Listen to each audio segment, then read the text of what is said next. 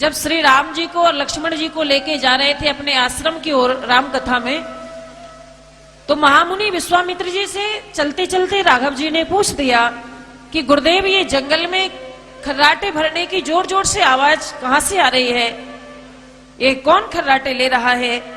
तो महामुनि श्री गादी तनय विश्वामित्र जी ने कहा, ये ताड़का नाम की राक्षसी है जो इस जंगल में निवास करती है। इस समय वो सो रही है, आप दोनों धीरे धीरे बोलिए, धीरे धीरे आपस में बातचीत करिए। अगर उसने सुन लिया तो वो अभी आकर के तुम दोनों का बाल भोग कर जाएगी, नाश्ता कर लेगी। फिर मैं तुम्हारे पिता को क्या जवाब दूंगा? प्रभु तो आए ही दुष्टों का विनाश करने के लिए है। राम अवतार में भी भगवान ने दुष्टों का प्रारंभ किया, वध का प्रारंभ तो एक स्त्री से जिसका नाम था ताड़का। हम सबको ज्ञात है कि लक्ष्मण जी ने सूर्पणखा के नाक कान काटे। केवल सूर्पणखा के ही नाक कान लक्ष्मण जी ने नहीं काटे, बल्कि ताड़का के भी नाक कान काटे।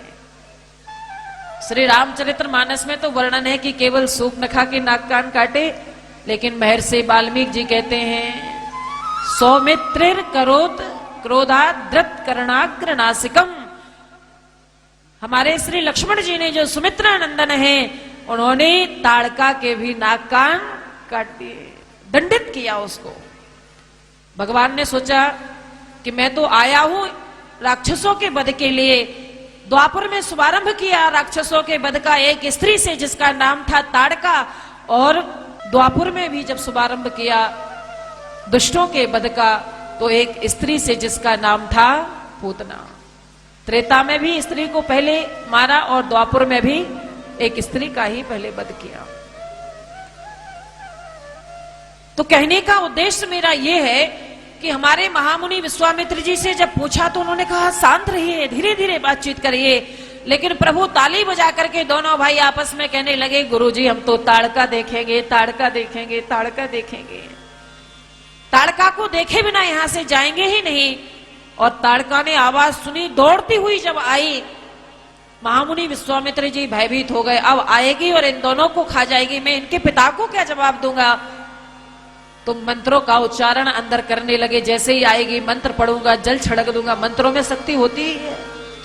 मंत्र पढ़ूंगा, जल छिड़कूंगा तो ये वापस चली जाएगी। बड़ी स्पीड में हमारे महामुनि विश्वामित्र जी जो हैं वह मंत्रों का स्मरण करने लगे। जल्दी जल्दी मंत्र स्मरण किए जा रहे हैं, जप किए जा रहे हैं। और जैसे ही ताड़का नजदीक नहीं, जब तक नजदीक नहीं आई तब तक तो मंत्र चलते रहे। और जैसे ही पास में आई तो विश्वामित्र जी के सारे मंत्र गोविंदाय नमो नमः, सारे मंत्र भूल गए। ऐसी वहां पर इच्छा ठाकुर जी की हुई, घबराने लगे, अब मैं क्या करूं, कैसे इनकी रक्षा करूंगा? तब हमारे प्रभु ने एक ही बार ने प्राण हर लेना, दीन जानते ही निज पद लेना। मेरे कहने का भाव है कि भगवान के सामने चतुराई नहीं दिखानी चाहिए।